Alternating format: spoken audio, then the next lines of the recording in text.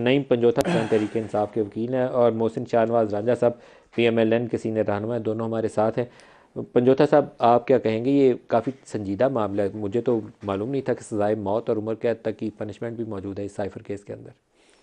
पहले तो मैं गुजारिश करना चाहूँगा नदीम मलिक साहब, जो आज फ़र्द जुर्म की बात की जा रही है उस हवाले से कि उसके अंदर प्रोसेस क्या अडॉप्ट किया गया है, कि कैसे हम उसे कह रहे हैं कि ये फ़र्द जुर्म आयद नहीं हुआ। नंबर वन, 9 घंटे आज वहाँ पर जेल जेल पहले जो है इलेक्शन कमीशन गया, फिर साइफर की जो अदालत है वो लगी, फिर तीसरा जो है तोशाखाना केस और अलकादे ट्रस्ट केस वो समाअत होती रही और 9 घंटे का ये ड्यूरेशन था। अच्छा, जब ये समाअत वहाँ पर हुई है ना जी, इसमें सबसे बताना ज़रूरी ये है कि हमने मुख्तलिफ़ गुजारिशात रखी थी अदालत से। वो गुजारिश सबसे पहली ये थी कि ओपन ट्रायल होना चाहिए। इस्लामाबाद हाई कोर्ट ने ओपन ट्रायल का हुक्म दे दिया। अब ओपन ट्रायल हो नहीं रहा। हो कैसे नहीं रहा कि पिक करके 4-5 साफ़ी अपनी मर्ज़ी के वो ले गए, और जो लोग लेकर गए उनको भी एक केबन बनाया गया, एक शीशे की एक वाल है उसके पीछे रखा गया है। वहाँ से कम 30 या 40 फुट जो है वो फासला होगा। और समाज जो है कि चल क्या रहा है, बेसिकली ओपन का मतलब यही होता है ना आपने कि खुद देखी है कि ऐसे जी, हो रही? मैं आप उधर मौजूद थे था, वहाँ? मैं अंदर था जी, पूरी शाखावर साहब तो बिल्कुल थे ही नहीं। पूरी समात में आप मौजूद थे? मैं पूरी समात में था और वहाँ तक आवाज़ नहीं जा, जर्नलिस्ट थे अंदर, आप बता रहे हैं? जर्नलिस्ट 4 से 5 थे और वो बिल्कुल पीछे बैठे हुए थे। और जो गेट के ऊपर जर्नलिस्ट ओवर, ये कहा गया ना कि आप जितने जर्नलिस्ट हैं वो जाएं, तमाम मीडिया को एक्सेस हो, आम पब्लिक को। अच्छा, पब्लिक कौन है? नामालूम लोग हैं, 12 से 14 लोग जो आज तक हमने देखे नहीं जिंदगी में। वो उससे अगले केबन में बैठे हुए थे, पिछले केबन में साफ़ी, उससे अगले केबन में वो, उससे अगले केबन में जो है वकला, फिर आगे जो है एक केबन बनाकर जहाँ पर वो समाअत हो रही थी। तो मतलब ऐसे ही इसे ओपन ट्रायल कहा जाएगा। लेकिन इंडाइटमेंट वाला संजीदा मामला है, इसका मतलब है कि नेक्स्ट फेज जो है वो अगले 4 हफ्तों के अंदर तो अब नहीं, कंप्लीट हो जाना है। उसके अंदर देखें, सबसे पहले तो उन्होंने ये डिसाइड करना, लास्ट जो कल हियरिंग थी उसके अंदर ये डिसाइड हुआ था कि SOPs बनाए जाएंगे, लेकिन उसके ऊपर कोई जो है हमें नज़र नहीं आया कि वहाँ पर कोई फैसला हुआ। फिर इसके अंदर जो साइफर रूल्स हैं वो हमने गुजारिश की थी कि हमें दे दें। अच्छा, साइफर रूल्स जो हैं वो सीक्रेट रखना कोई मजबूरी नहीं है, क्योंकि एक कानून है ना जी, कानून को कैसे आप कह सकते हैं कि ये भी सीक्रेट है? वो नहीं दिया गया। फिर ये कहा गया कि साइफर, आप कहते हैं कि इसका वर्जन चेंज किया गया, तो वो साइफर तो रिकॉर्ड की कॉपी ऊपर होना चाहिए ना, जिसके ऊपर अदालत केस चला रही है, जिसके ऊपर प्रोसिक्यूशन ने अपना केस बनाया है, वही रिकॉर्ड का हिस्सा नहीं है, तो फिर कैसे केस चल सकता है? वो अदालत फिर के सर रिकॉर्ड उसके में अंदर जो चीज़ें। डॉक्यूमेंट्स थे ना, डॉक्यूमेंट्स मिस थे। तो डॉक्यूमेंट्स जो मिस पूरे किए गए, कुछ CDs थी वो दी गई हैं। अब CDs को देखने के लिए कि उसके अंदर फिल्म है क्या, क्या वीडियो है, वो तो उस जो मुलजम है उसको देखना ज़रूरी है ना, ताकि उसे पता चल सके कि मेरे ऊपर इल्ज़ाम क्या है, मामलात क्या हैं, ताकि उसके ऊपर अगर फर्द जुर्म लगाना है तो उसको हकायक पता हो कि मेरे खिलाफ क्या स्टोरी रांझा बनाई साहब है। से भी इस पे तो पूछे। वो भी नहीं दिया गया। रांझा उसके साहब लिए ये 7 दिन का टाइम है। ज़बरदस्ती जो पढ़ के कह रहे हैं ना, सुना दिया गया है। इन्होंने एक पेपर रखा, इन्होंने कहा जी कि मैं पढ़ रहा हूँ फर्द जुर्म ना, तो ऐसे ही हमें सुनाई जाती है। नहीं, आपने पहले ये बताना है कि हमारी जो दरखास्तें हम कर रहे हैं उसके ऊपर क्या फैसला है।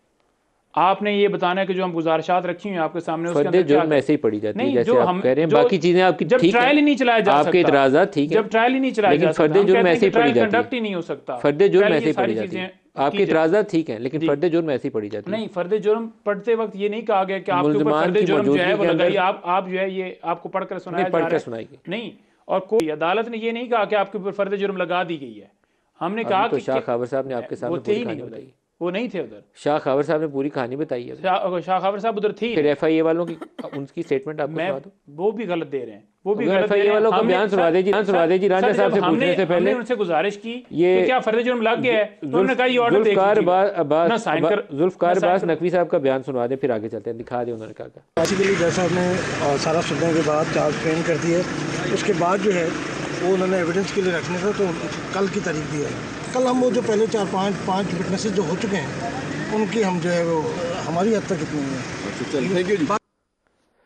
रांझा साहब, संजीदा स्टेज आ गई है साइफर केस की, और मुझे तो सज़ाएं सुन के थोड़ी सी परेशानी हुई है, क्योंकि एक ही वज़ीर आज़म का केस अभी चल रहा है सुप्रीम कोर्ट ऑफ पाकिस्तान के सामने, जुडिशल मर्डर का, जुल्फ़िकार अली भुट्टो का, तो दूसरे की मौत और उम्र कैद की केस का चल रहा है समात एक जेल के अंदर। पता नहीं कल क्या बनना है। आपका रद्दमल क्या है इस मामले में?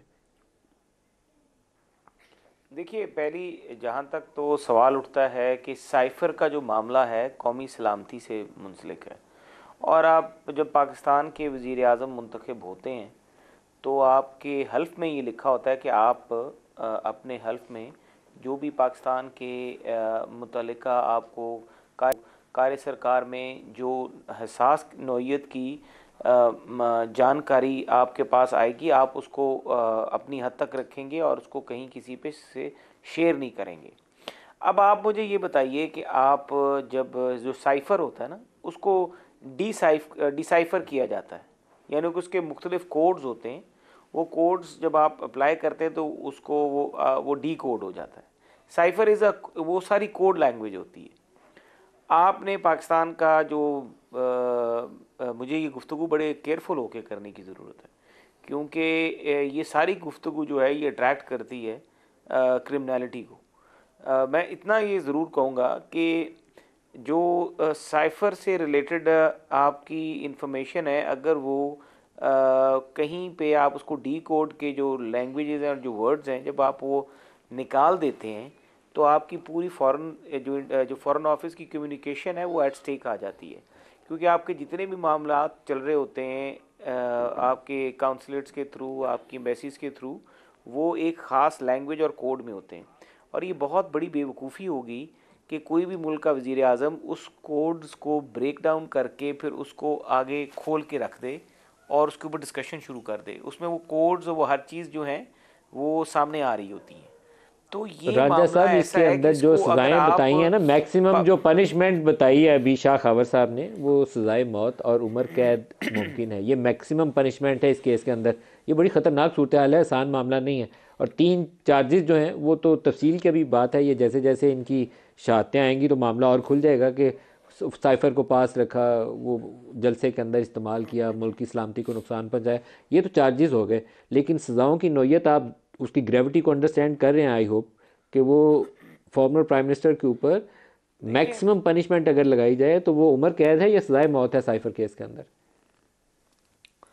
देखिए मैं उस पे तो ये बात नहीं कर सकता कि उनके ऊपर कौन सी सज़ा लगेगी या उन्होंने जो जुर्म किया उसका क्या होना चाहिए, उस पर सज़ा जज़ा का निज़ाम। मैं उस पर कोई बात नहीं कर सकता क्योंकि तो अदालत डिसाइड करेगी।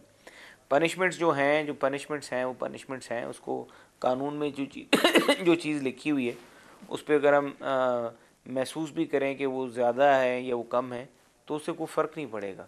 वो तो है, वो चीज़ वहाँ पे दर्ज है, तो उसके ऊपर कुछ कर नहीं सकते।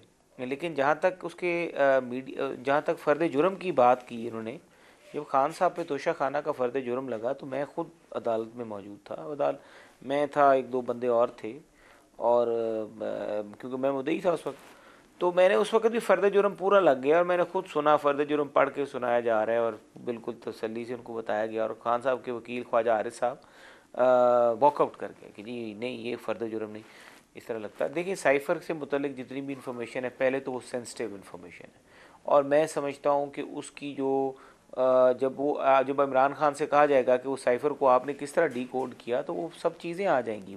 प्रोग्राम में दोबारा खुश आमदीद। कहते हैं पाकिस्तान में शायद ही जमात इस्लामी कह लें किसी हद तक, लेकिन बाकी कोई सियासी जमातें जो मेन स्ट्रीम पोलिटिकल पार्टीज़ हैं, किसी एक में भी जमहूरियत ना होने के बराबर है।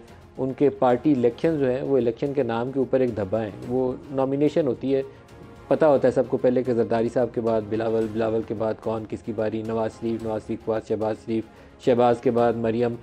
क्लियर कट एक डिफाइंड पार्टी लाइन है जिससे कोई बाहर नहीं निकल सकता। बाकियों के अलावा पीटीआई भी उसी ज़िम्मे में आती है। पीटीआई के अंदर भी इमरान खान मुंतखब होकर पार्टी चेयरमैन नहीं बन सके थे, उनको भी इसी तरीके से पार्टी चेयरमैन बनना पड़ा। लेकिन आजकल क्योंकि उनके ऊपर गर्दन के ऊपर तलवार लटक रही है तो उनकी पार्टी का जो इलेक्शन है वो भी इस वक्त निशाने के ऊपर है। बाकियों के साथ भी यही सलूक होना चाहिए, उनसे भी कहें कि सही इलेक्शन करवा कर आएँ। लेकिन जो इलेक्शन उन्होंने करवाया, गौहर खान जिसके अंदर पार्टी के चेयरमैन बने, इलेक्शन कमीशन ऑफ पाकिस्तान ने उसको दुरुस्त मानने से इनकार कर दिया। उन्होंने कहा कि ये जो पीटीआई का आइन है ये उससे भी मुतसादिम है, इलेक्शन एक्ट से भी मुतसादिम है। तो 18 दिसंबर को पार्टी को नोटिस किया गया है कि आप आइए, या कर दिया जाएगा। 18 दिसंबर की खबर है, हमारे रिपोर्टर्स ने फाइल की है कि 18 दिसंबर के लिए नोटिस किया जा रहा है पीटीआई को कि आप आइए और बताइए कि ये इलेक्शन आपका ड्यू प्रोसेस के तहत क्यों नहीं हुआ। अगर वो तसल्ली बख्श जवाब देने में नाकाम रहे तो 2 ही सूरतें हैं, या तो पार्टी इलेक्शन दोबारा करवाएंगे या बल्ले के निशान से जाएंगे। पंजोथा साहब बहुत शुक्रिया। गुजारिश ये है कि ये तो हीले बहाने हैं। इलेक्शन कमीशन को आज हमने देखा कि मेंबर्स जो तमाम है सिवाय चीफ इलेक्शन कमिश्नर के वहाँ पर पहुँचे हुए थे जेल के अंदर, और कहते थे कि जी हमने फ़र्द जुर्म लगानी है, तौहीन अदालत की कार्रवाई जो है वो की जा रही है। तौहीन अदालत, वो अदालत है ही नहीं, कमीशन है ना, वो ट्राइब्यूनल है ना, वो अदालत है, उसके बावजूद आपके सामने है। और खान साहब ने हमें भी अदालत कहा, उन्होंने आज की फ्रेम की कि नहीं की? नहीं आज नहीं की, आज एडजर्नमेंट हुई। खान साहब ने बड़ा लेकिन ये कहा, पार्टी इलेक्शन का बता दें, ये बड़ा देखिए खतरनाक मामला पार्टी इलेक्शन के हवाले से अगर मैं बताऊं ना, तो मैं गौर साहब के साथ बैठा, मैंने कहा जी एतराज़ क्या लगा रहे हैं? उन्होंने कहा एतराज़ ये है कि ये पेपर है जी, और इसके ऊपर डेट लिखी हुई है, ये इस जगह के ऊपर जी, यहाँ पर, या यहाँ पर साइन हुए हैं। तो उन्होंने कहा जी थोड़े से यहाँ पर साइन करने हैं। तो उन्होंने कहा जी आप हम उधर से रिमूव करके यहाँ कर देते। तो उन्होंने कहा नहीं, ये एतराज़ है तो आप ये ठीक करके लाएँ, नया प्रिंट करके लाएँ। तो इस तरह के एतराज़ हैं, सिर्फ़ और सिर्फ एक पार्टी को निशाना बनाया जा रहा है उनकी तरफ से। बाइसनेस उनकी वाज़े नज़र है, आ रही है। डिस्क्वालिफिकेशन का मामला हो, लेवल प्लेइंग फील्ड का मामला हो, निगरान सेटअप जैसे बैठा हुआ है। तो ये मुमकिन है कि वो पार्टी से बोलें कि या दोबारा इंतखाब कराएं, नहीं तो आपका निशान कैंसिल हो जाएगा, बल्ले के निशान से जाएंगे। देखिए बल्ले का अगर निशान वो कैंसिल करना चाहते हैं ना, तो मेरा ख्याल में ये उन्हें एतराज़ लगाने की भी ज़रूरत नहीं थी, पहले ही कह देते कि हम आपका निशान जो है वो छीन रहे हैं। 18 को कुछ तो होगा, क्योंकि वो एक या बोलेंगे दोबारा पार्टी इलेक्शन कराओ, उनका दिल ये या वो निशान वापस कि इमरान खान ना हो, PTI ना हो, बल्ला ना इमरान हो, खान तो पार्टी चेयरमैन सिर्फ छाड़ जो है गया ना। नवाज शरीफ हो और मसनद के ऊपर वो बैठे एक ही बल्ले, बैलेट Otherwise पेपर के legal- ऊपर एक ही निशान हो, शेर का निशान हो, नवाज शरीफ उम्मीदवार हो, और दूसरा निशान ही कोई ना हो। नहीं, मेरा ख्याल में वो ये चाहते हैं कि शेर का निशान बैलेट पेपर के ऊपर भी ना हो, बल्कि एक नोटिफिकेशन हो जाए। तो बजाय ये कि वो पैसे भी क्योंकि उनके पास नहीं है, इलेक्शन का वो खर्चा और भी सिक्योरिटी बचेगा। के भी मामला आते, बर्फबारी भी हो रही है,